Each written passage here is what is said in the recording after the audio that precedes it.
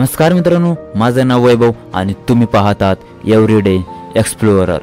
गावातली शाळा लहानशी मातीची किंवा सिमेंटची इमारत, पण त्या शाळेतून मोठमोठे लोक तयार झालेत। सकाळी शाळेची घंटा वाजते, मुलं धावत येतात, हातात जुनी बॅग, वही, पेन। प्रार्थना होते, राष्ट्रगीत गायलं जातं आणि मग दिवसाची सुरुवात होते। गुरुजी साध्या खडू फळ्यावर शिकवतात। मोठ्या शहरात जसं कम्प्युटर प्रोजेक्टर असतात तसे इथे काहीच नसतं, पण तरीही अक्षरज्ञान, शहाणपणा आणि संस्कार इथेच मिळतात। दुपारी मध्याह्न भोजन मिळतं, सर्व मुले रांगेत बसून खातात। कोणी श्रीमंत, कोणी गरीब, पण इथे सगळे समान असतात। शाळेच्या मैदानात कबड्डी, लगोरी, क्रिकेट खेळलं जातं।